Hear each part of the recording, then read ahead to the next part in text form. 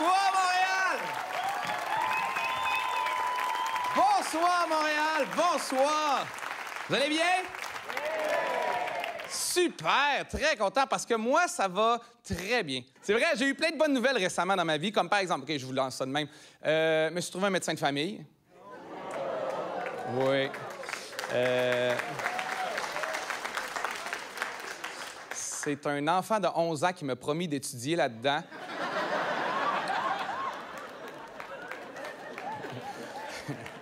Mais j'ai besoin d'un médecin de famille parce qu'une autre grosse nouvelle dans ma vie, je suis rendu avec une famille. Oh! Ceux que ça intéresse pas, inquiétez-vous pas, j'en parlerai pas longtemps. On le connaît pas beaucoup, ça fait juste 1 an qu'on l'a. Mais j'ai eu le temps de m'attacher à lui. Ouais. Ça me fait de quoi quand il tombe par terre? Mais ça me fait la même affaire que quand j'échappe mon iPhone. S'il y a des gens qui n'ont pas d'enfant dans la salle et qui veulent savoir c'est quoi le feeling d'échapper à un enfant, c'est la même affaire qu'un iPhone. Tu le regardes par terre, tu fais « Oh! J'espère qu'il fonctionne encore. » Non, mon bébé tombe tout le temps, souvent par sa faute. Non, mais des fois, c'est parce que moi, je tourne les coins ronds un peu. Je pense que je suis un bon père, mais des fois, par exemple, je le mets dans sa chaise haute et je ne l'attache pas tout de suite parce que je me dis, il n'y a aucune raison de se le lancer dans le vide. Là. Tu sais, sa vie est belle. Pas pogner le meilleur. Et non, mais c'est parce que je me tourne pas longtemps. Tu sais, moi, je l'attache pas parce que je me dis, le temps que je prenne la tablette, c'est une fraction de seconde, il va rien arriver. Mais c'est quand tu regardes pas que tu entends toujours les pires sons au monde, hein? Tu sais, tu regardes pas.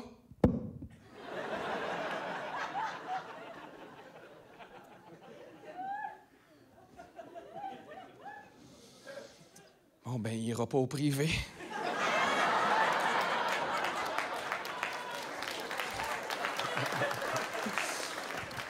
Grosse année pour mon bébé aussi. Hein? Ben, c'est sa première, c'est sa seule, mais gros changement. Il a commencé la garderie. Il va à la garderie et il revient à la maison avec des maladies que je croyais disparues de la planète. Quand les gens me demandent, il va où à garderie, je fais quelque part au Moyen Âge. Il pogne des maladies qu'on n'est pas supposé d'avoir en même temps. L'autre jour, il y a eu gastro-rhume. Il éternuait, ça sortait par en dessous. Ou il y a le hockpet. Il y a le hockette, mais ça sort par en dessous. Ça sort pas mal toujours par en dessous, un bébé. Il m'a dit, non, sérieusement, parce que ce qui arrive, c'est que c'est plus court que... Si t'en as jamais vu, c'est à peu près long de même, cette affaire-là, OK? La tête est plus proche des fesses. Non, parce que nous, les adultes, on est fait tire-bouchonner, là, en dedans. Là. Eux, c'est straight pipe. Tu mets une bille dans la bouche d'un bébé, tu l'entends tomber sur le plancher. Ça va vite. Non, mais tu peux tout savoir sur la vie d'un enfant grâce à ses fesses. Je sais même pas pourquoi on leur regarde la face la première année. Tu peux tout savoir sur lui. Tout est inscrit dans les fesses, ça a l'air. Je vous donne un exemple. L'autre jour, il y avait les fesses rouges sang, irritées. Il pleurait, il avait mal, on savait pas quoi faire. On l'amène chez le médecin. Le médecin enlève sa couche, il regarde ça, il fait comme « Ah, ça, c'est normal. C'est parce qu'il fait ses dents. »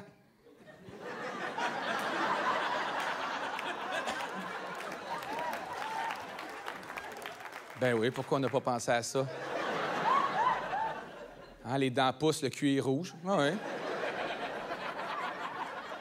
Moi, ma question, c'est plus, je vois des gens un peu plus âgés dans la salle. Qu'est-ce qui arrive quand les dents tombent? Ça regrette... C'est pour ça qu'ils sont fâchés à un certain âge. Ils ont le cul irrité.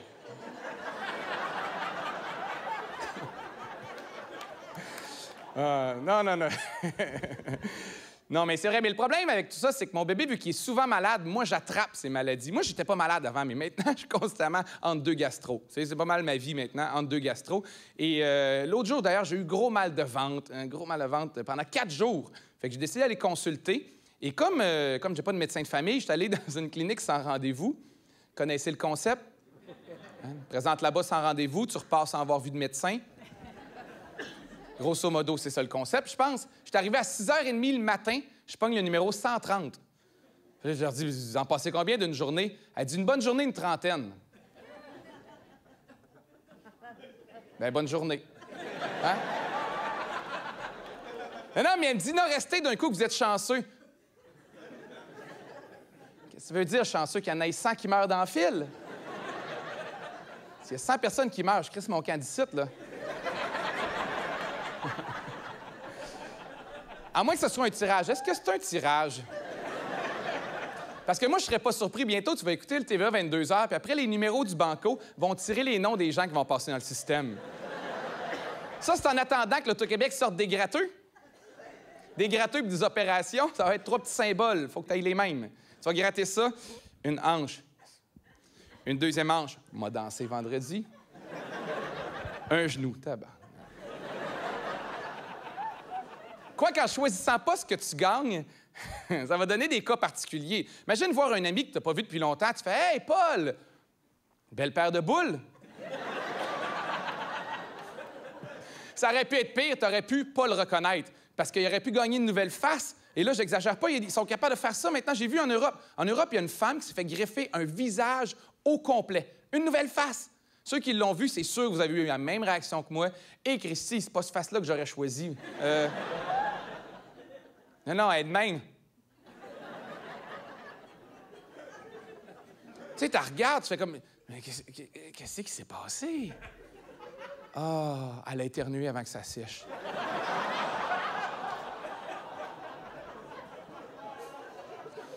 J'ai quitté la clinique sans rendez-vous. J'ai dit, je vais aller tenter ma chance au CLSC. Connaissez-vous le concept des CLSC? Non, c'est normal, les autres non plus. Personne ne sait vraiment ce que ça fait un CLSC dans la vie. Pour la majorité d'entre nous, le seul rapport qu'on va avoir avec un CLSC dans notre vie, c'est passer devant en disant « Ah, il est là, le CLSC. »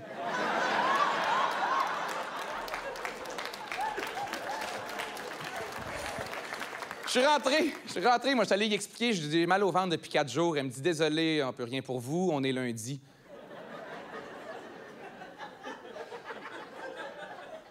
Elle dit, ben, c'est parce que le lundi, il n'y a pas de médecin. Je fais, ah, ben oui, c'est vrai, ça, c'est vrai. Non, mais j'avais oublié que les médecins, maintenant, ils travaillent sur le même horaire que les coiffeuses.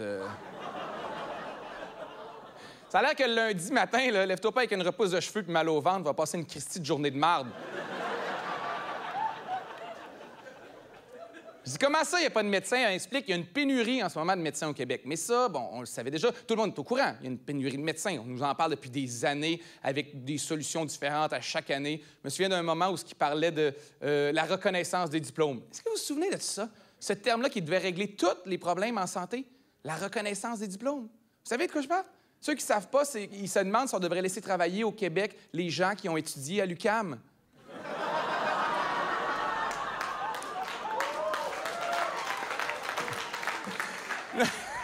Mais non, inquiétez-vous pas, ils n'enseignent pas médecine à l'UQAM. Es-tu vraiment un médecin qui faisait la grève cette semaine-là quand il devait apprendre à te faire ça? Il fait comme, je vais essayer, il va faire mon possible. C'est le slogan de l'université. Non, le problème de reconnaissance des diplômes, c'est les gens de l'étranger qui arrivent ici. On se demande si on devrait les laisser travailler ici. Et moi, je dis oui, c'est une évidence, Colin. Il y a des pays qui ont trop de médecins, ils vont nous en envoyer. C'est pas des farces, là. Cuba. Cuba, c'est le pays avec le plus de médecins au monde. 1 médecin par 140 habitants. Ça, c'est le même ratio que Goffey au Saguenay-Lac-Saint-Jean. À Cuba, les salles d'attente, c'est des médecins qui attendent puis ils se plaignent que c'est long. Ils sont comme « Si, Seigneur, tellement long, Seigneur. » Oui, ce Cubain-là avait un accent chinois, mais... Je le faisais, je me disais, ils vont se rendre compte que je voyage pas souvent. J'ai quitté le CLSC. J'avais toujours mal au ventre. On était lundi après-midi. Et là, pardonnez-moi, je sais que c'est ridicule, mais j'étais désespéré. J'ai appelé Info Santé. Connaissez le 811? Hein? Connaissez le concept? Tu appelles une infirmière, tu décris tes symptômes, puis elle te dit d'aller à l'urgence.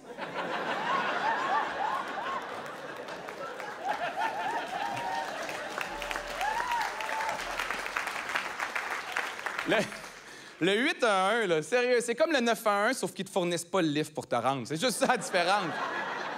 Appelle jamais au 711, c'est un gars qui t'envoie chier. Fait que je me suis rendu à l'urgence. Grosse erreur de ma part, je suis allé à pied. Puis ils m'ont vu arriver. C'est clair, quand ils ont spoté que j'arrivais à pied, ils ont fait « Oh, il passera jamais, lui! » Parce que c'est une erreur, il faut que tu arrives en ambulance. On me l'a expliqué, parce que tout le temps que j'étais là, on me disait tout le temps « Ça va être long parce qu'il est arrivé une ambulance. » Et là, je demandais au triage pourquoi. Elle me dit « Bien, ils ont priorité parce que c'est plus grave. Souvent, ils saignent. » Je fais « Ah, ben c'est Si c'est ça la solution, prête-moi ta paire de ciseaux, moi, m'arranger. Non, mais j'ai pas de problème, moi, d'arriver devant le médecin et puis qu'il me dise, vous avez un doigt coupé? Je fais oui, mais c'est pas pour ça que je suis là. Et mal au ventre depuis 4 jours. C'est ça le truc. C'est pour ça, l'autre jour, je regardais Martin Deschamps. Je fais, il est pas né de même, il connaît le truc. Ici.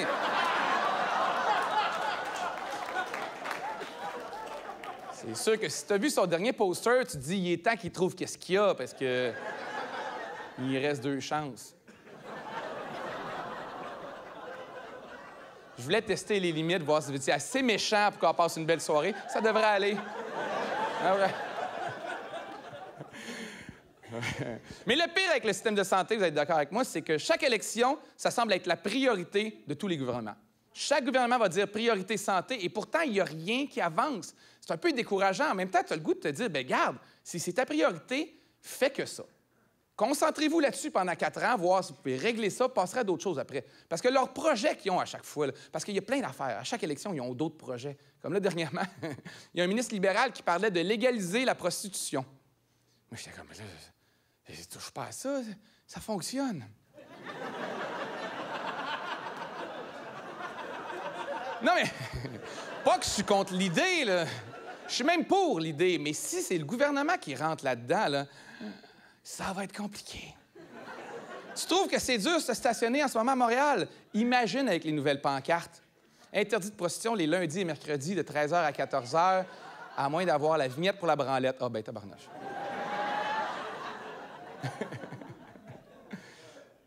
Ils vont vouloir nationaliser pour faire de l'argent. Ils vont nationaliser les bordels en faisant un réseau de bordels basé sur les SAQ. Des bordels express, des bordels sélection, des bordels dépôt. Le format est plus gros, mais c'est moins cher la livre. Mais l'avantage avec tout ça, ça va être le service à la clientèle. Ça va être des employés de l'État. Ils vont en avoir, ils vont en avoir. Tu vas pas revenir 2 heures après et tu vas dire au commis, excuse, oui, c'est moi qui étais là tantôt. Je sais pas comment te dire ça, mais je pense que ma prostituée était bouchonnée. C'est vrai, sang.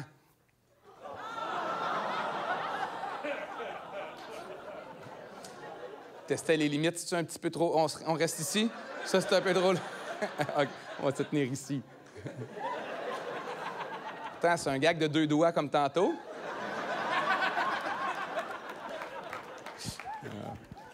Je sais pas si le gouvernement devrait toujours embarquer dans tout. Des fois, j'ai des doutes. Parce que là, s'il embarque là-dedans, là, je te dis, il va arriver la même affaire qu'en santé. En ce moment, on se plaint qu'il y a une pénurie de médecins, pénurie de prostituées. Dans 5 ans, vous allez voir, le monde va se plaindre. En région, ils vont dire il y en a rien qu'une de garde la fin de semaine. La CAQ va en promettre une par famille. Puis les listes d'attente vont tellement s'allonger que tout le monde va connaître quelqu'un. Il dit, il n'a pas eu le choix, il a payé puis il est allé se faire sucer aux États-Unis. Je vais essayer de remonter dans vos souvenirs un peu. Je sais que je suis souvent critique des Québécois, mais j'apprécie le Québec. Je crois vraiment que c'est le meilleur endroit où vivre au monde. Mais pour que ça soit encore le meilleur endroit, il faut être critique. Il faut accepter d'être critique. Et il y avait Lucien Bouchard, il y a quelques années, qui avait dit « Les Québécois sont paresseux ». Vous vous souvenez de ça? Hein? Et on avait mal réagi. On a dit non, on n'est pas paresseux. Avec le recul, moi, j'ai regardé ça et je fais comme effectivement, les Québécois sont pas paresseux. Les Québécois sont lâches. C'est pas pareil. Et je vais vous l'expliquer. C'est très différent. Okay? Un paresseux, ça n'a pas le goût de se faire à souper.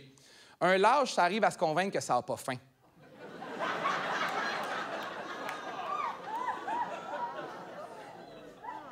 On se reconnaît, hein?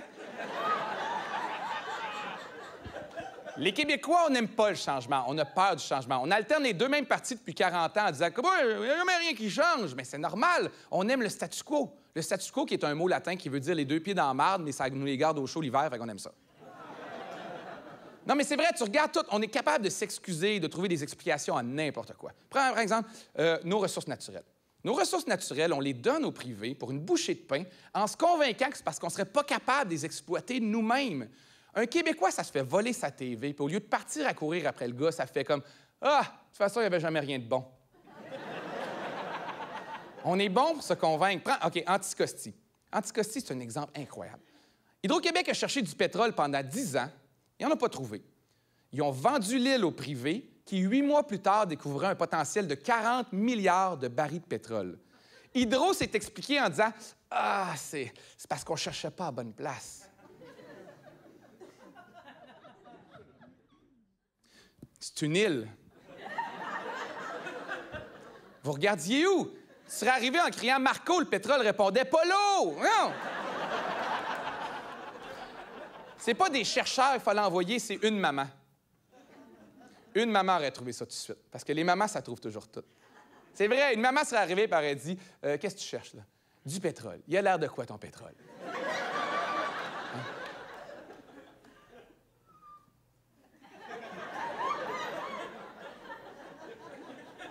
Tu regardes pas avec tes yeux!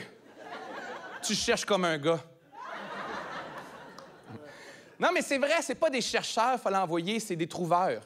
Vous trouvez pas que c'est un drôle de métier, ça, chercheur? Moi, quand quelqu'un m'aborde, je lui demande « Tu fais quoi dans la vie? » Chercheur. Depuis combien de temps? 15 ans. Doit pas être bon. Non, mais tu serais devenu trouveur un moment donné. Les ressources naturelles, c'est fascinant quand même. Quand tu regardes ailleurs dans le monde, les pays qui se vantent d'avoir des ressources naturelles, ils se payent toujours des extravagances. Ils ont tout le temps les buildings neufs, tout est neuf partout, des hôpitaux neufs, tout est merveilleux. Même des fois, comme à Dubaï, je ne sais pas si vous avez déjà vu, il y a une île artificielle en forme de palmier dans l'océan. Ils se sont construits une île artificielle en forme de palmier dans l'océan. Pas en train de dire que c'est une bonne idée. C'est juste qu'eux, là-bas, quand ils demandent à leurs politiciens « Faites quoi avec notre argent? » Ils le savent. Ah oui, la Christie de Grosse-Île, oui, c'est vrai. Ça a déjà été cher, oui. C'est pour ça que j'en veux une. J'en veux une île. Je veux une île artificielle dans le fleuve Saint-Laurent, en forme de quelque chose qui représenterait bien le Québec. Et là, je suis prêt à écouter les propositions. Je ne sais pas si vous avez une forme, quelque chose qui représente fleur de lys. Oui, je pensais feuille de pote. Chacun ses vendredis soirs. Mais oui, fleur de lys, fleur de lys. Il y a des gens, des fois, qui disent aussi feuille d'érable. Non, OK, moi, j'avais une idée. Feuille de pote. Parce qu'on est connu pour ça dans le monde. On est connu. Puis en plus, ça va être légal. C'est sûr qu'on va être connu bien plus que le sirop d'érable. On peut-tu convenir de quelque chose? Tout le monde s'en fout du sirop d'érable. La planète capote pas là-dessus tant que ça. Même nous autres, on n'aime pas tant que ça. Tu arrives chez Cora et ils te disent c'est 15 cents. Tu fais comme, ah, laisse faire. Il y a des limites. Non, c'est vrai. Sirop d'érable, tu mets ça illégal. Personne ne traverse les lignes avec une canne dans le cul, là. Et ça, c'est pas être lâche, c'est être lousse. On est lousse au Québec. On est lousse, puis les compagnies le savent. C'est pour ça qu'on est probablement les champions des dépassements de coûts au Canada. Tout coûte plus cher ici. Il y a la Ligue des contribuables qui avait calculé, d'ailleurs, en 2 ans seulement, 6,2 milliards en dépassement de coûts. Avez-vous idée de ce qu'on aurait pu s'acheter avec 6,2 milliards? Quelque chose qui vaut 3 ou 4 milliards. Elle est plus longue à comprendre, celle-là. Tout coûte plus cher. On a une historique de dépassement de coûts incroyable. Moi, j'ai encore mémoire de le métro de Laval. Vous vous souvenez du métro de Laval? Il l'avait annoncé à 180 millions. Il a coûté 750 millions. Seule explication que je vois, ils ne savaient pas qu'il y avait une rivière. Ils sont arrivés là-bas, ils ont dit « OK, tout le monde, on creuse dans cette direction-là. » OK, si. Oui, la carte, je l'avais vue, mais c'est gros de même, je pensais que c'était un ruisseau. Et ça, en langage d'ingénieur, en passant, c'est une surprise. Hein, on l'a, ce terme-là, on l'entend souvent, une surprise. Facile à surprendre, un ingénieur, hein? Non, mais tu veux organiser le 40e anniversaire d'un ingénieur, cache rien, il ne verra jamais rien venir, anyway. Il a beau arriver devant chez eux, pas capable de stationner, trop de voitures sur la rue, il y a des flamants roses sur le gazon, des ballons sur la porte, il ouvre la porte. Ah! Il l'avait pas vu venir. Un ingénieur, ça a la capacité d'adaptation d'un orignal qui traverse une rue. Tu sais?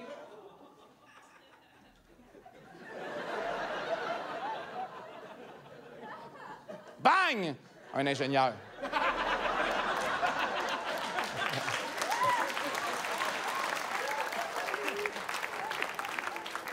Plus proche de nous, à Montréal, le CUSUM. Vous connaissez le CUSUM, hein?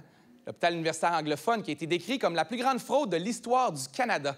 Ils ont essayé de nous passer un stationnement de 8 étages comme un stationnement souterrain.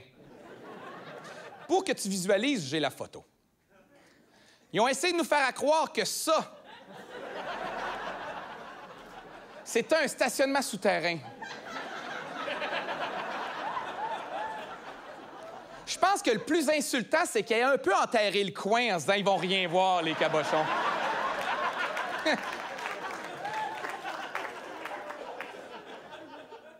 Leur explication, et c'est très sérieux ce que je dis, quand tu es debout sur l'autoroute surélevée à côté, le stationnement est sous l'horizon. Depuis quand ce qui est sous tes yeux est souterrain?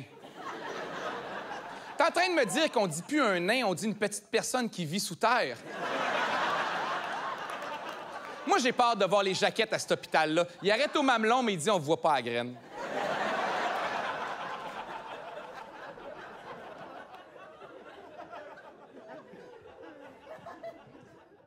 Le gouvernement a fait un surplus record l'an dernier. Hein? 2,7 milliards et quelques de surplus budgétaire au Québec. 2,7 milliards. La même année, la dette a augmenté de 5. Fait que là, il y a un journaliste qui a posé la question au ministre des Finances qui a répondu « Ah, bien ça, c'est très simple. C'est parce qu'on n'inclut pas tout dans le budget. »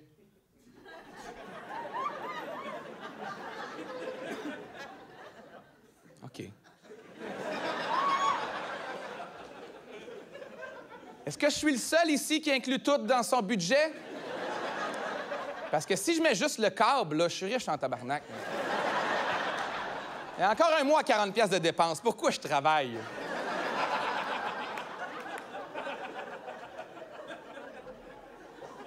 Ils ont fait un sondage. Ils ont fait un sondage de confiance il y a quelques semaines. 34 des Québécois se disent satisfaits du travail du gouvernement libéral. 34 Vous savez ce que ça veut dire? Un Québécois sur 3 arrive à se tromper, même avec un choix de réponse. Mais de quoi ces gens-là sont satisfaits? Vous, de quoi ces gens-là sont satisfaits? Il faudrait leur demander « What are you satisfied about? »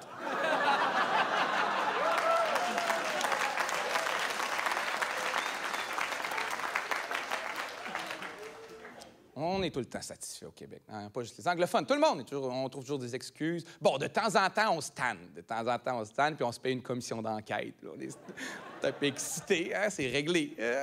Commission d'enquête, commission Charbonneau. 2 ans, 40 millions, avec comme unique résultat qu'on a réélu le même parti dont on venait d'apprendre que la moitié des membres devraient être en prison. 18 mois plus tard.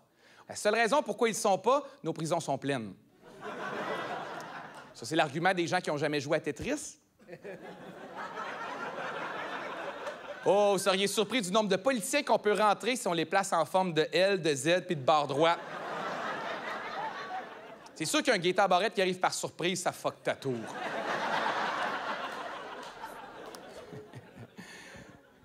Non, mais moi, je trouve qu'on n'est pas colérique au Québec. Peut-être que ça explique le climat social, peut-être qu'il y a des bons côtés à ça, mais de temps en temps, on aurait le goût que les gens manifestent un peu plus. Parce que moi, j'aime ça, regarder les manifestations. Moi, j'aime voir les gens manifester. J'aime lire les slogans. Je trouve que ça en dit beaucoup sur le Québec. Et il y a eu une manifestation dernièrement, et sur une pancarte, quelqu'un avait écrit « J'espère que Philippe Couillard dort mal la nuit. » C'est ça le pire que tu y souhaites? Une mauvaise nuit de sommeil? Justice sera rendue par un coin de drap contour qui se soulève la nuit puis qui le gosse dans le dos? Puis qui essaye de le remettre comme tout le monde ici, sans sortir du lit en sautant?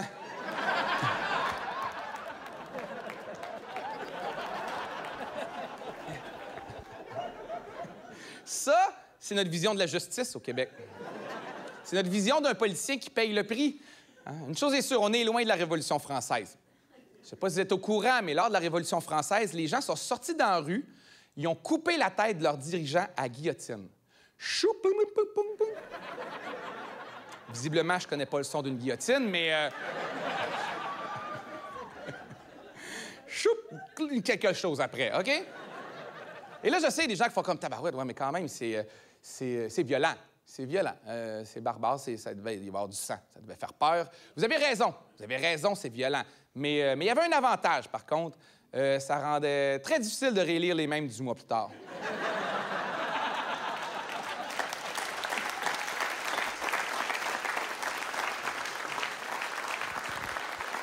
Je vais vous poser une question indiscrète. Répondez honnêtement. Soyez pas gênés. Qui ici, par applaudissement, a déjà consulté un psychologue?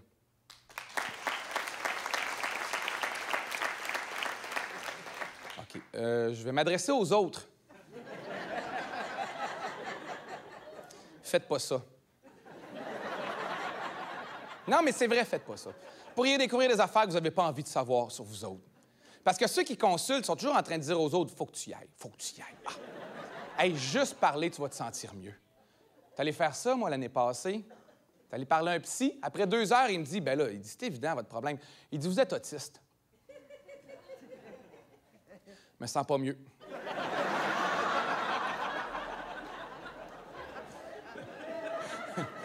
Mais c'est une histoire vraie. J'ai découvert l'an dernier que j'étais atteint du trouble du spectre de l'autisme. Et là, je sais qu'il y a des gens qui me regardent en faisant comme, mais là, t'as pas l'air autiste. Ça me dérange pas. Ça me dérange pas, ces gens-là, parce que ça me permet de pratiquer mon nouveau hobby préféré, voir des gens imiter des autistes. Parce que là, je leur dis, ah oui, mais ça a l'air de quoi, un autiste? Ils font, ben là, Louis, tu sais bien, c'est comme...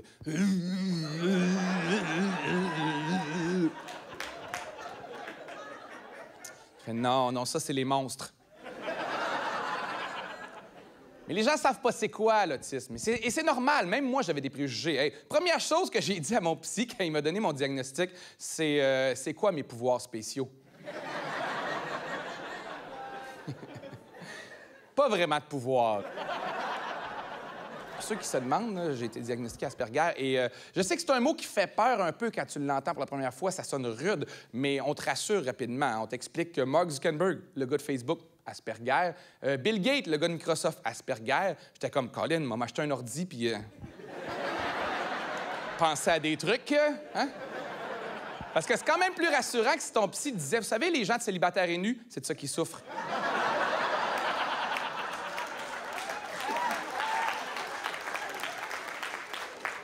Apprendre que tu es autiste et nudiste dans la même journée, ça change ta vie, tu sais. C'est un spectre, l'autisme. C'est pour ça que c'est confondant pour beaucoup de gens, parce qu'il y a plein de types différents. Mais si j'avais à résumer ça de manière le plus simple possible, on pourrait dire que ça commence à Asperger. C'est la forme la plus douce et ça va jusqu'à gna gna gna gna gna gna gna gna.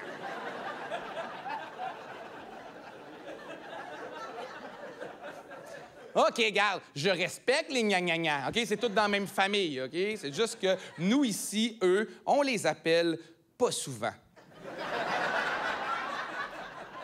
Parce que c'est un peu différent. Ici, c'est souvent associé avec une forme de déficience intellectuelle. Contrairement à ici, c'est souvent associé à une intelligence supérieure. C'est pas tout le temps le cas. J'ai dit souvent, mais c'est pas tout le temps le cas. Je suis quand même allé sur Internet passer un test de QI, là. 154. T'es allé passer un autre test sur le même site, Pocahontas. T'as un site avec beaucoup de tests.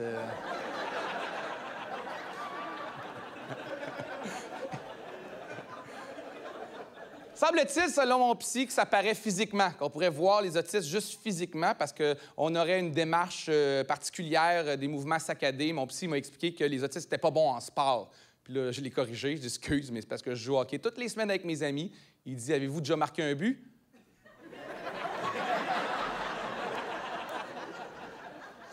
Je me sens pas mieux. Il a aussi fallu que je l'annonce à mon entourage. Hein. Ça, c'est le mouvement. Ça, c'est le bout qui est un peu plus difficile. Il faut l'annoncer, le dire. Et, par exemple, je l'ai dit à ma mère. J'ai dit, maman, je viens d'être diagnostiqué autiste. Elle m'a répondu, ouais, t'as toujours été bizarre.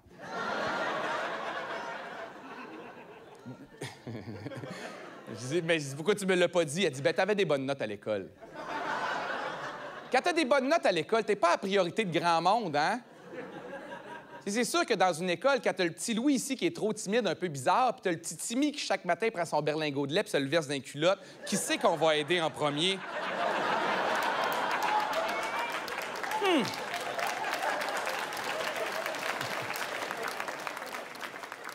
Il y a ma blonde à qui il a fallu que je l'annonce aussi. Ça fait 11 ans qu'on est en couple, moi et ma blonde. Alors, je lui ai dit, chérie, j'ai été diagnostiqué autiste. Elle m'a répondu, ah, ça veut dire que tu changeras pas.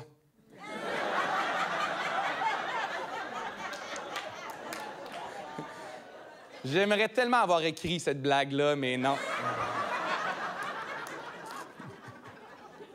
Il y a mon père aussi à qui il a fallu que je l'annonce. Et c'est probablement la réaction la plus drôle. Mon père, je l'ai texté. J'ai dit, papa, je suis autiste. Il m'a répondu, je t'aime pareil, bye.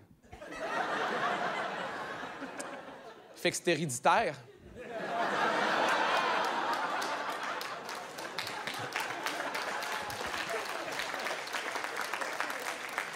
Pas notre fort, les émotions dans la famille.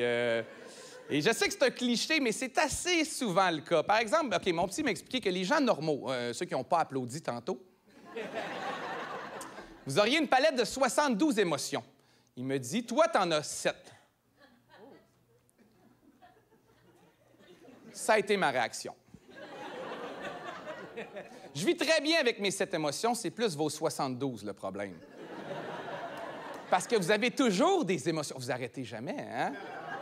C'est incroyable. Et moi, j'ai de la difficulté à les lire chez les gens. J'ai de la difficulté à voir les émotions dans le visage des gens, à les détecter, à les coder, à les comprendre. Et mon psy m'a même fait un test. Il faisait des faces, il fallait que je devine quelle émotion il était en train de me faire. Un moment donné, il dit, selon vous, est-ce que je suis heureux en ce moment? Là, je dis oui. Il dit, pourquoi? Je vous paye 200$ de l'heure.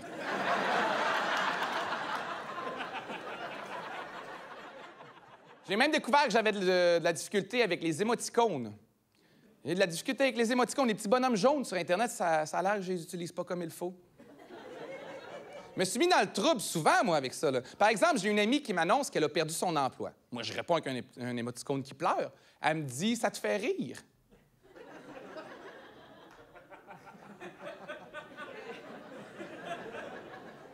C'est un émoticône qui pleure. Elle dit, il pleure de joie.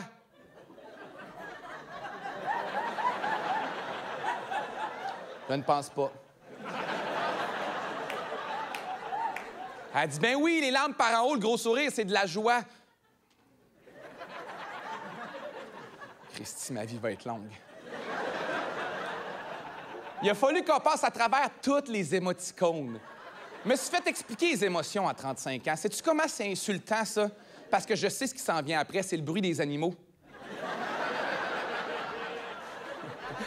Fait que je sais que la vache fait meuh, mais je comprends pas encore comment elle se sent dans tout ça, moi. C'est vrai que c'est pas un manque d'empathie, mais c'est une émotion décalée, des fois. Une émotivité décalée. C'est comme ça que je décrirais ça. Parce que je suis émotif, mais trop tard, des fois. Ça veut dire que impulsivement, je peux faire des trucs qui vont choquer les gens, mais c'est pas voulu. C'est juste... Je vois les choses différemment. OK, je suis du genre à faire des blagues trop tôt sur des drames. C'est moi, ça, sur Internet, qui fait des jokes trop tôt. À ma défense, j'ai un papier du médecin. C'est vrai, vous ne pouvez pas être fâché contre mes blagues, parce que moi, j'ai la Ligue des droits de la personne derrière moi maintenant. Je suis comme le petit Jérémy, mais qui fait des jokes de Mike Ward.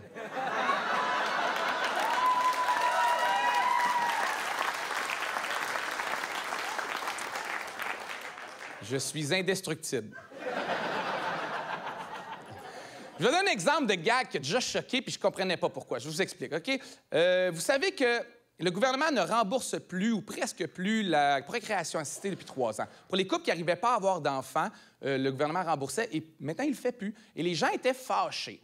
Et là, j'étais comme le seul, il me semble, à dire « Ouais, mais ça coûte combien, ça? » Et on m'a répondu 200 millions pour environ 3 000 bébés. Ça fait 66 000 par bébé. La Chine peut faire ça pour moins cher.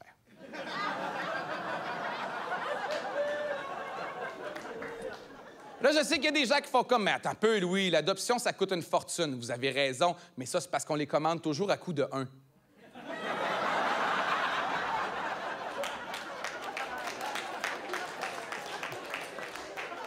Non, mais c'est vrai, l'achat groupé, vous connaissez pas ça. Part un groupe Facebook, puis on commande pas les Chinois tant qu'on n'est pas 20 000. C'est pour pouvoir négocier, tu sais, pour pouvoir appeler la Chine. Tu fais comme « Oui, salut la Chine. Tes bébés sont à combien? » Disons qu'on t'en prend 20 000. 800 $, c'est cool, c'est cool, c'est cool. Sauf que l'Inde nous les fait à 600.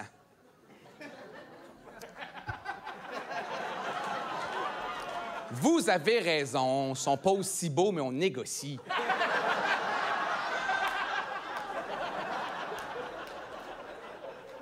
Pas le seul à avoir remarqué ça, là, hein? Non, mais le problème avec les petits Indiens, c'est le poil. À 6 ans, gros sourcils, début de barbe, une moustache. Je te parle pas des petits gars, c'est encore pire, là.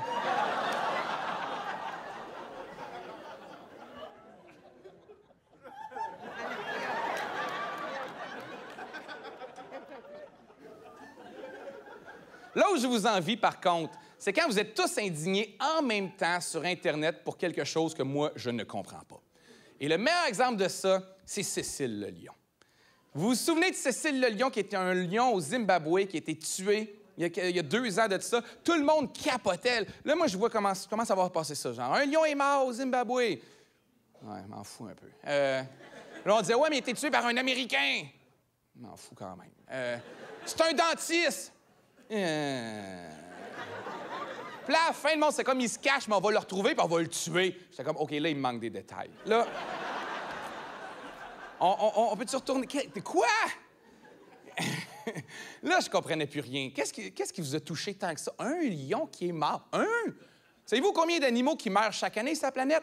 60 milliards. Faites-moi confiance pour les chiffres, je suis autiste. Non, mais 60 milliards! On tue 60 milliards d'animaux chaque année uniquement pour se nourrir. Et là, je sais, les gens vont faire comme, mais là, ça, c'est pas pareil. Ça, c'est pour se nourrir. Lui, c'était de la chasse sportive. Ça, c'est cruel. Ça, c'est pas pareil. Bah! Mourir, c'est pas le fun. Ah non, mais c'est vrai, tu sors tantôt ici, là, tu sors par là, puis tu vas dans la ruelle, puis juste tu te fais poignarder par quelqu'un, puis juste avant de tomber, tu chuchotes dans l'oreille. Fais-toi-en pas, après, moi, te manger.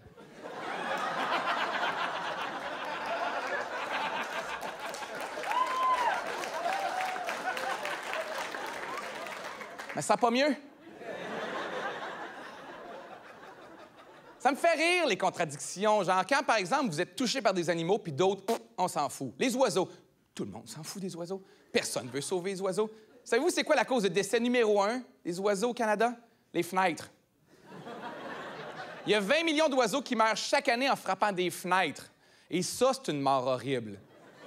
Ça, c'est des oiseaux qui meurent, qui montent au paradis des oiseaux, avec les autres qui les accueillent. Ils sont comme « Ah ouais, toi aussi, t'es mort. Comment? »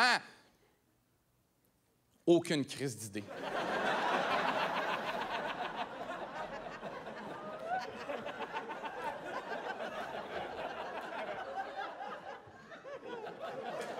Je volais,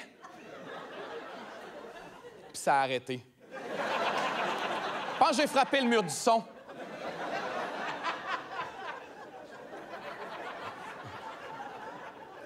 J'essaie d'être rationnel. Oui, des fois, je passe un peu à côté des émotions, mais ça m'apparaît important, des fois, d'être rationnel dans nos débats.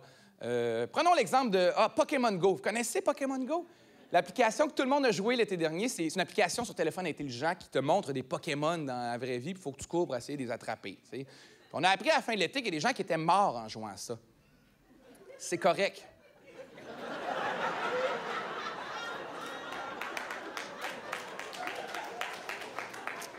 Ils seraient morts autrement, là.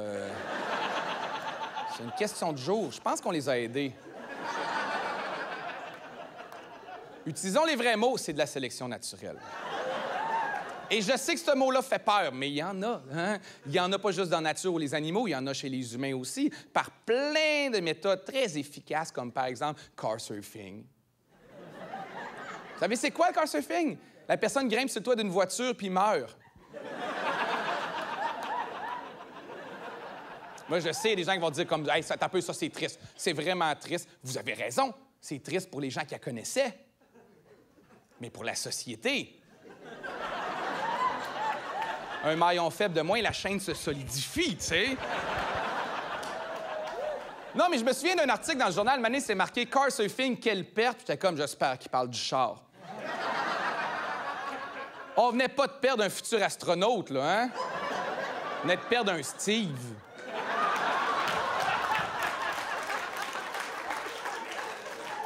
On peut perdre quelques Steve, puis l'évolution s'en rendra pas compte, hein? Tu sais, quand t'entends Steve va s'en occuper, c'est rarement une chirurgie cardiaque, là.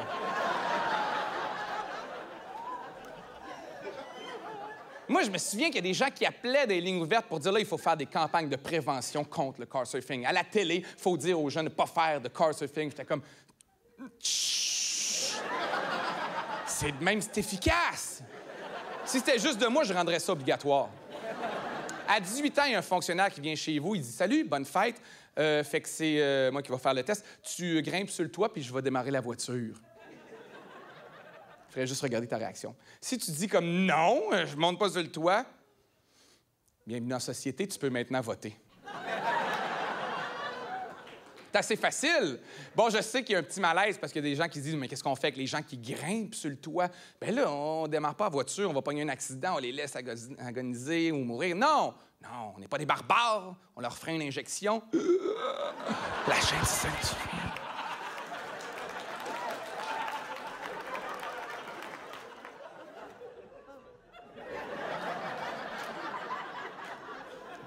J'ai été diagnostiqué. Je sais, je vais un peu trop loin pour l'humour. Je le pense pas au complet. Juste un peu. Mais c'est vrai que j'essaie d'enlever les émotions des débats parce que je trouve ça intéressant d'enlever les émotions. Mais il y a des débats que c'est très difficile à faire parce qu'il y a des débats qui sont toujours émotifs. Par exemple, les armes à feu. Avez-vous déjà essayé de débattre avec quelqu'un qui tripe ses armes à feu? C'est pas facile parce qu'il y a des armes à feu.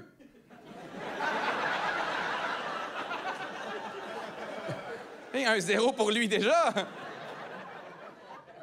Mais je tiens juste à dire que moi, je déteste les armes à feu, mais j'en ai pas contre ceux qui aiment les armes à feu. C'est pas ton identité ou la personne que j'aime pas, c'est les armes à feu. Et c'est pour ça que si on débat, j'essaie de garder ça objectif. J'essaie de garder ça rationnel. Je m'attaque pas à toi, je m'attaque aux armes. C'est dangereux. C'est ça que je veux que tu comprennes. Les armes à feu, c'est dangereux. C'est les arguments que j'avance. Parce que tes arguments, des fois, on dirait que tu as eu le recul de ta crosse qui t'est cogné à la tête, puis tu t'es mis à parler trop vite après, tu sais.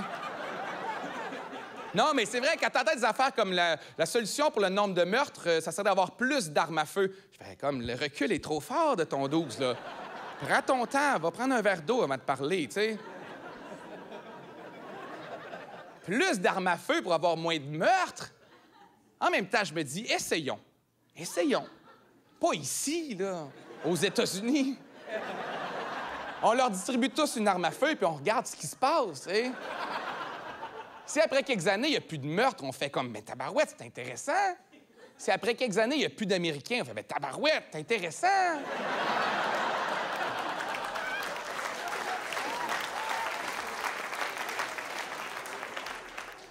Vous avez déjà entendu, probablement, c'est pas les armes qui tuent, mais c'est les gens derrière les armes.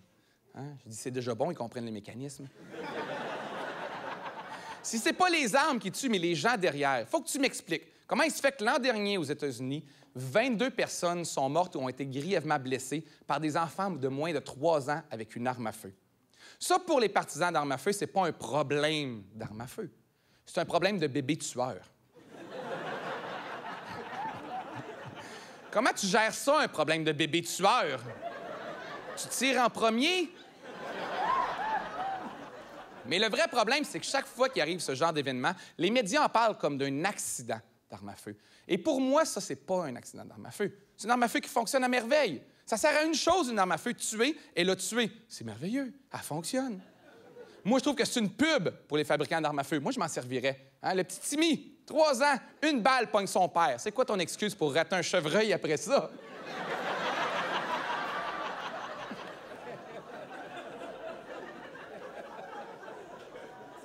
Non, un accident d'arme à feu, c'est arrivé à l'urgence avec un revolver d'un fesse. Ça, c'est un accident.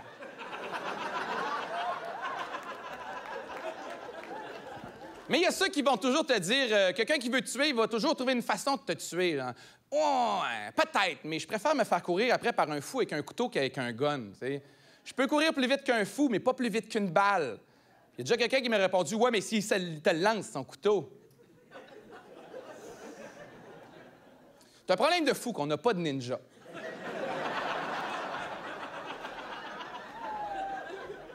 Ou il y a ceux qui disent, après le registre des armes à feu, on va faire quoi? Un registre des couteaux? Un registre... Je fais comme, non. Ça se peut qu'on s'arrête au gun.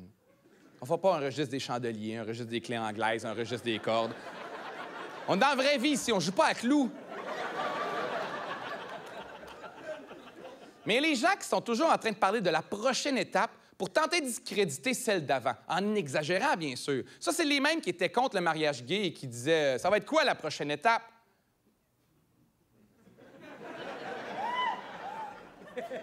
Quoi? C'est quoi la prochaine étape? Elle était comme, pas se marier avec nos animaux? Non, c'est pas ça le plan. Tu as remarqué que les gens qui couchent avec leurs animaux, ils sont pas si fiers de ça.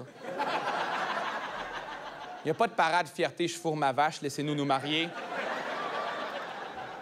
Avec qui tu te tiens, toi?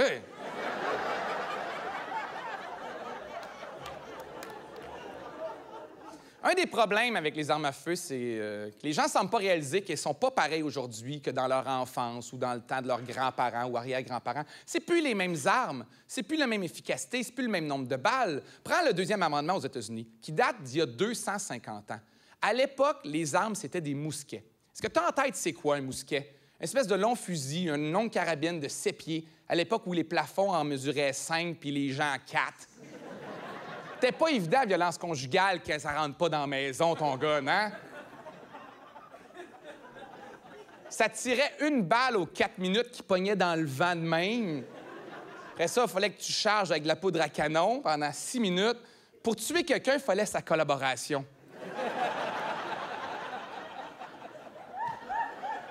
Non, mais c'était pas aussi meurtrier. Même la guerre à l'époque. Je sais pas si vous avez des images de la guerre à l'époque, 2 rangées de soldats habillés en casse-noisette. Ils se tiraient dessus pendant 24 heures. À la fin de la journée, il y avait 2 blessés. Il y avait le joueur de tambour qui avait une bursite, puis le joueur de flûte qui avait les lèvres gercées, comme...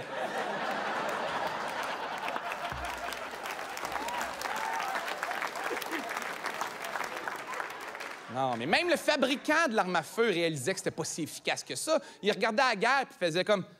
Moi, j'ajouterais un couteau au bout.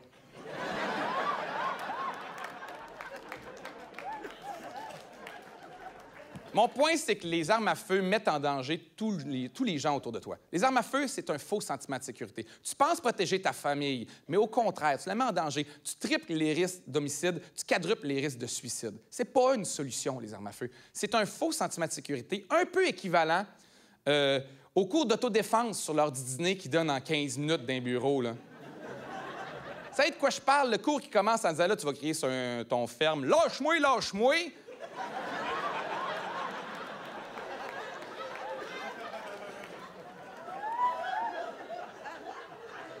Va pas dans les ruelles à cause de ce conseil-là, là, hein? Si tu cries « Lâche-moi, lâche-moi » puis que l'agresseur te lâche, là, c'est parce que c'était pas un agresseur. C'est quelqu'un qui a trébuché puis qui cherchait un point d'appui, puis là, il fait comme « Wow! Wow! » Beaucoup de conjoints savent que c'est pas nécessairement efficace parce qu'ils ont été le cobaye de leur conjoint qui est arrivé à la maison. Tu sais, quand elle arrive sur l'heure du souper, aujourd'hui, j'ai suivi un cours d'autodéfense. OK. Puis là, elle dit, prends-moi par les poignets, là, t'apprends. Puis elle dit, non, pas comme ça. OK, moi, t'as acheté un gun. Je vais être honnête, par contre, avec vous. Je vais essayer d'être transparent par rapport au fait que on importe beaucoup de problématiques des États-Unis ici. Mais les armes à feu ne sont pas aussi tueurs et problématiques ici qu'aux États-Unis. Les chances de mourir dans un meurtre ici par arme à feu sont assez minimes. Et ça m'a inspiré un numéro, d'ailleurs, que je voudrais qu'ensemble, on regarde de quoi on va mourir. Et pour ça, j'aurais besoin que tout le monde se lève debout. J'ai-tu entendu un « Ah » ?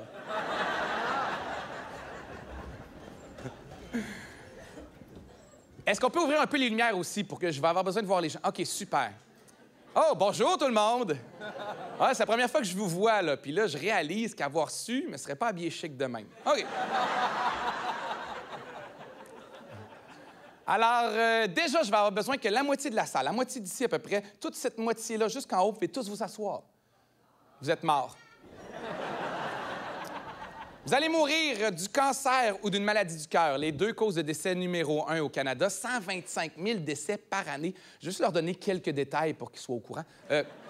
Ces 2 maladies intimement liées au surplus de poids. Hein, c'est ce qui fait dire aux experts que l'obésité est rendue la cause de décès numéro 1.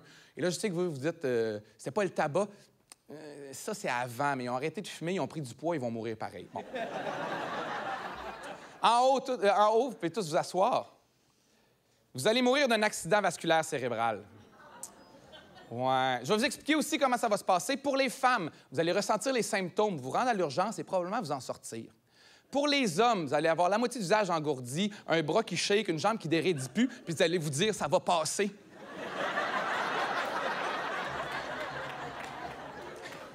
C'est la raison pourquoi les hommes vivent moins longtemps que les femmes. Allez à l'urgence, des fois. Mes 2 rangées derrière là, ainsi que les 2 rangées de l'autre côté là, vous pouvez vous asseoir. Vous allez mourir d'un accident. Probablement un accident de voiture, en passant. C'est ce qui fait le plus de décès, pas les avions, faut le savoir. En tout cas, moi, depuis que je sais ça, j'applaudis à chaque feu rouge. Tellement heureux, tellement fier de moi. Les 2 autres rangées-là, vous pouvez vous asseoir. Vous allez mourir de la grippe ou d'Alzheimer. Êtes-vous vacciné contre la grippe? Ah là, il y en a qui font comme « Alzheimer ». Ce côté-ci, vous pouvez vous asseoir. Vous allez vous suicider. Je vois la surprise dans certains visages, ils font comme « Mais ça, je ne l'ai pas vu venir ».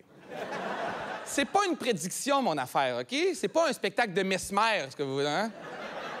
Vous pourriez mourir de d'autres choses. Bonjour à vous. Vous 7. Alors, ce qui arrive, OK. Rendu là, c'est des causes de décès qui font beaucoup moins de victimes. Donc, je vais avoir besoin de votre nom et votre métier pour prédire de quoi vous allez mourir. J'ai déjà une face qui fait « Oh non! » Vendeuse de drogue. Nom et métier? René, psychologue.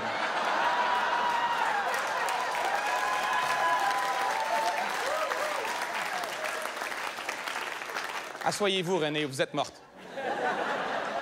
On va continuer avec vous 6. Oui, vous? Régent conseiller santé-sécurité. Intervenante sociale, Sophie, oui? Enseignante. Pierre Samuel, chasseur de tête. Chasseur de tête.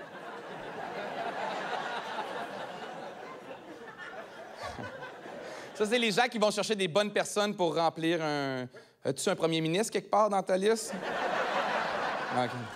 Oui. Professeur. Pierre, dentiste, Pierre, dentiste. Alors, on va regarder qu'est-ce qui va vous tuer, tout le monde. Par exemple, on a 1000 surdoses de drogue par année. Ceux qui travaillent dans le système de santé, accès aux médicaments. Vous aussi, tu travailles dans la santé aussi. Non, ton petit look de bibliothécaire, c'est celui qui meurt en premier. C'est celle qui abuse le plus. Noyade, savez-vous nager, vous 4? Vous savez nager, c'est souvent eux qui meurent de noyade parce que les autres ne s'approchent pas de l'eau. Mais on va vous garder debout pour l'exercice. OK, on continue. La foudre, le plus grand, tu peux t'asseoir.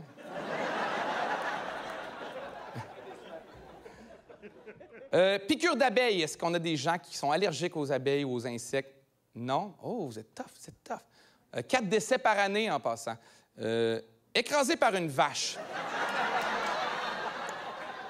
2 décès par année au Canada, mais cette année, c'est une année horrible. 3 personnes sont mortes écrasées par des vaches. Vous pouvez vous asseoir.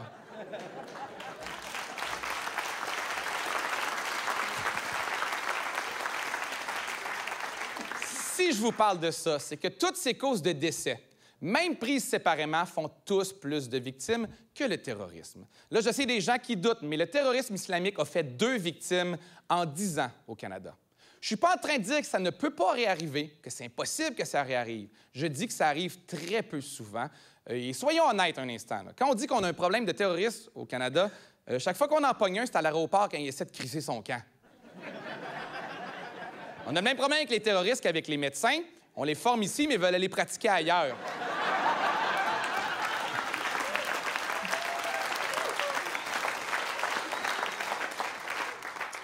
Bon, ça a déjà été la fin du spectacle, ça, mais je trouve que parler de terrorisme, c'est un peu trop sombre comme fin de spectacle. Fait que je cherchais un sujet un peu plus rassembleur qui nous laisserait tout le monde partir un peu plus léger et dans le sourire. Alors, on va parler de religion.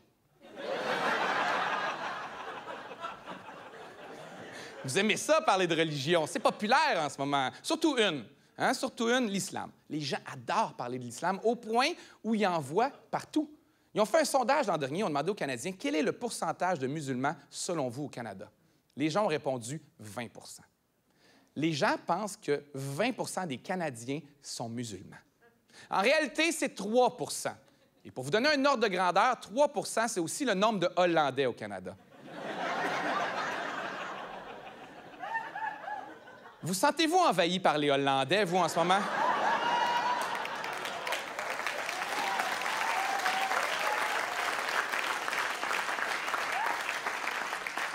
J'avoue que c'est dur à savoir. On n'a aucune idée ça ressemble à quoi, un Christy d'Hollandais. Il y en a peut-être dans la salle ici, puis on le sait pas. Là, tout le monde regarde les pieds des autres s'il n'y en a pas un en sabot de bois. On dit Hollandais, achète nos églises, transforme ça en moulin à vent. Si on fait rien pour les arrêter, d'ici 5 ans, la croix sur le Mont-Royal, elle tourne. Mais les gens ont peur. Les gens ont peur des musulmans. Hein? Les gens ont peur des musulmans vivants, mais les gens ont peur des musulmans morts aussi, maintenant. Vous avez tous suivi l'histoire du cimetière à Saint-Apollinaire. Hein? C'est des musulmans qui voulaient créer un cimetière musulman dans ce petit village-là, et le village a voté non, parce qu'il avait peur. Moi, j'essaie toujours de les rassurer. Moi, j'essaie de faire prendre conscience aux gens que, regarde, c'est pas épeurant. C'est des musulmans qui veulent construire un cimetière musulman. Si 4 musulmans arrivent dans ton village pour construire un cimetière chrétien,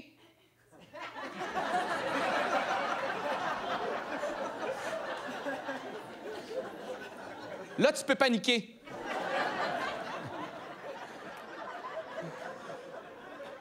En réalité, voici le portrait de la religion présentement au Québec. Je voudrais attirer votre attention sur 2 chiffres. Premièrement, la forte majorité de chrétiens, ainsi que la présence des Jedi.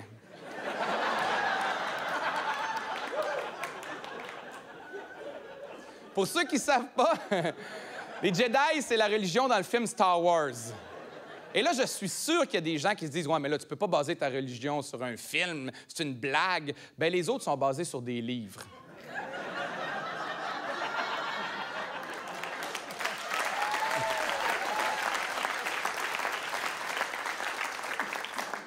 34 des Québécois disent croire en Dieu. Je vous rappelle que 82 disent être chrétiens. Va falloir relire le livre. Pas besoin de le lire au complet, assez tôt. Des 2 premières pages, il en parle. C'est un chiffre qui est en constante baisse depuis les années 70, époque où on a trouvé mieux que la religion, les antidépresseurs. Très efficace. C'est pas pour rien qu'on a un des endroits où ça s'en consomme le plus au monde. Vous saviez ça? Au point où ils en ont trouvé des traces dans le fleuve Saint-Laurent. Les belugas sont en voie d'extinction, maintenant ils s'en calissent. Très efficace, les médicaments. Moi, j'y crois. Je crois que c'est une solution au problème de terrorisme. C'est pas des bombes, il faut leur envoyer, c'est le Doc Mayou. Avouez qu'on a envie un petit parachute d'un avion en Afghanistan. Il y a tout ce qu'il faut. Il y a le look, il y a les idées, il y a la moitié moins de chances de marcher sur une mine.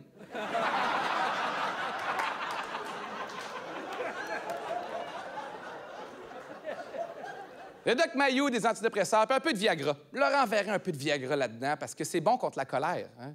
Vous avez déjà remarqué que tu ne peux pas être en colère et en érection en même temps? Fâché raide.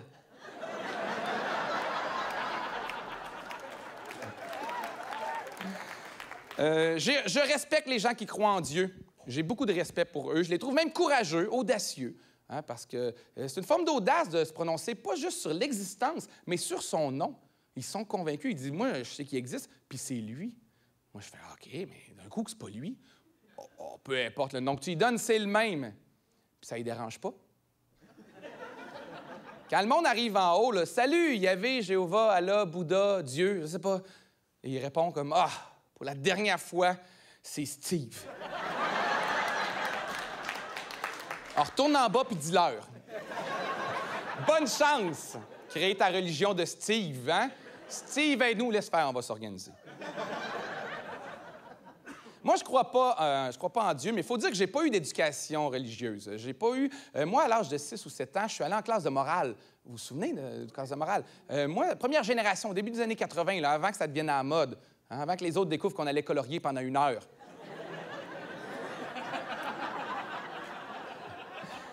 Mais j'ai pas eu d'éducation religieuse. Donc, moi, la religion, première fois que je suis tombé là-dessus, c'est début de trentaine. J'ai commencé à lire juste par curiosité pour savoir un peu c'était quoi. Et j'ai réalisé pourquoi on l'enseigne aux jeunes de 6 ans. Parce que si tu avais été pour la première fois mis en contact avec la religion à 30, 40, 50 ou 60 ans, tu aurais comme j'ai des questions. Tu passes vite sur ce bout-là, mais ça fait pas de sens. Non, c'est vrai, parce qu'il y a plein de choses dans ces livres-là qui n'ont aucun bon sens. Et pour vous en faire la démonstration, j'en ai sorti quelques-uns. On va aller regarder ça ensemble. Vous allez remarquer que je n'ai pas choisi une religion en particulier. J'ai pris les 4 grandes religions pour ne pas en cibler une. Il n'y en a pas une qui est pire que les autres. À mes yeux, des niaiseries, il y en a partout. Le judaïsme, qui est la religion juive, nous dit « Un homme qui a un épisode d'écoulement urinaire non naturel doit apporter une offrande au temple. » Ça, pour eux, c'est une manière de contrer la masturbation. Ils se sont dit, s'il faut que tu apportes un cadeau au temple, je ne sais pas, une tarte aux pommes, cadeau de l'époque, chaque fois que tu fais ça, tu vas te tanner le gros. C'est vrai, imagine-toi le dimanche matin, tu arrives avec ta tarte aux pommes, le gardien du temple qui est comme, oh, c'est pourquoi ça? J'avais de la misère à m'endormir hier soir. Il dit, c'est correct, t'es pardonné. La deuxième tarte, c'est pourquoi? Il n'y a rien prévu après-midi.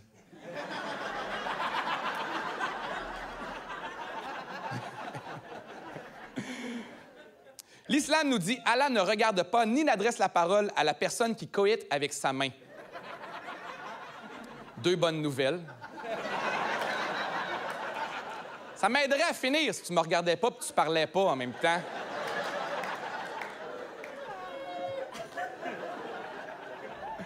Le christianisme nous dit « Si ta main droite est pour toi une occasion de chute, coupe-la et jette-la loin de toi. » Moi, ce qui me fait rire là-dedans, c'est l'idée d'avoir à lancer loin quelque chose avec ta mauvaise main.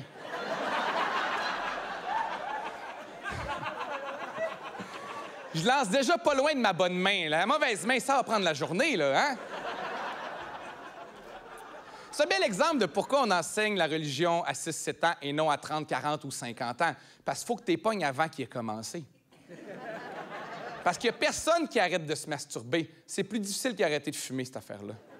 Non, c'est vrai, tu croiseras jamais quelqu'un qui dit comme « Ah non, moi, je me masturbe plus. Arrêtez. » Sauf quand je bois. Ou que je suis avec d'autres mondes. T'es un masturbateur social. Mais jamais en dedans chez nous, je veux pas que mes vêtements sentent. Fait que je fais ça dehors, c'est la galerie. Sauf l'hiver quand il fait froid en dessous de la hotte dans la cuisine.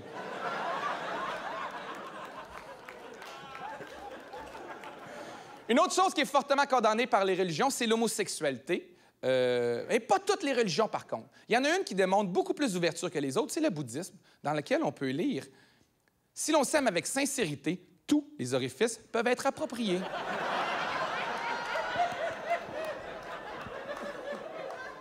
Comme je disais, beaucoup d'ouverture.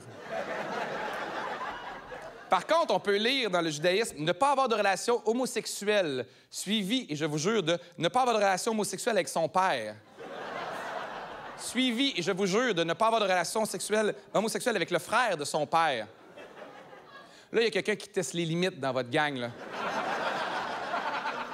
Ça s'approche du coming out. Quand tu lèves encore... Mais le cousin non plus, OK. Alors, ils se sont dit, bien, on va tout écrire, parce que ça, là, il faut qu'on soit clair. Ce qui nous donne ne pas avoir de relation sexuelle avec sa mère, ne pas avoir de relation sexuelle avec l'épouse de son père, ne pas avoir de relation sexuelle avec l'épouse du frère de son père, ne pas avoir de relation sexuelle avec la fille de l'épouse de son père, ne pas avoir de relation sexuelle avec une femme et la fille de son fils. Je sais même plus de qui tu parles!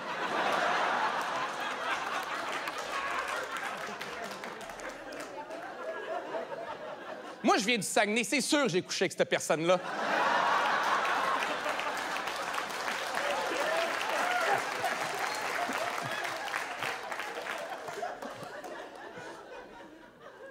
Ne pas manger de raisin.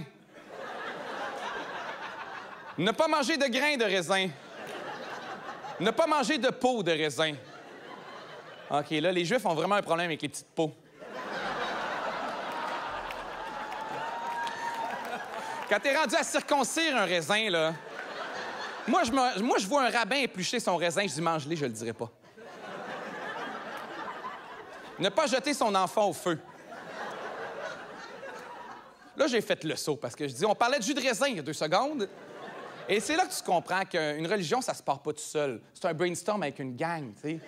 T'as pas toujours choisi qui est là, hein? Tu sais, depuis lundi, tu dis dans le village, vendredi, je fais un feu, amener du monde, on part une religion.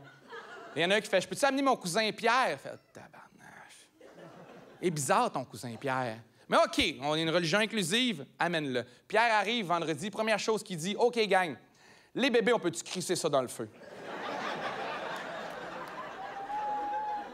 Avec les autres sont comme, mais non, Pierre! À cause de toi, on va l'écrire dans le livre.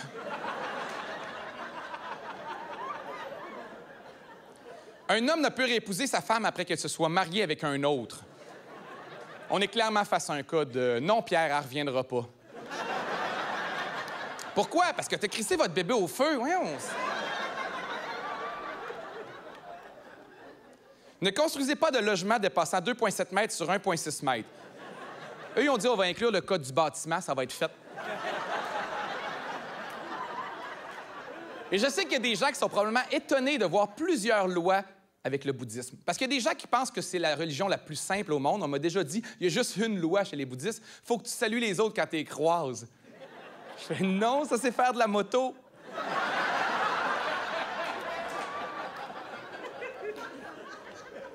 Ensuite, les religions sont comme tombées d'une section varia. Ils ont dit, on se juge pas tout le monde, OK? On écrit ce qui nous passe par la tête. Ce qui nous donne, les vieilles femmes n'entrent pas au paradis. Celui dont les testicules ont été écrasés n'entre pas au paradis. Ne pas placer une pierre devant un aveugle. La politesse de base. Ne pas déféquer ni uriner sur l'herbe et les plantes vertes, sauf si une raison médicale l'oblige. Si vous avez un gaz durant la prière, attrapez votre nez puis partez. Ainsi, les gens vont penser que vous saignez du nez. OK, il y a une seule conclusion possible à tout ça, gang. Dieu s'appelle vraiment Steve.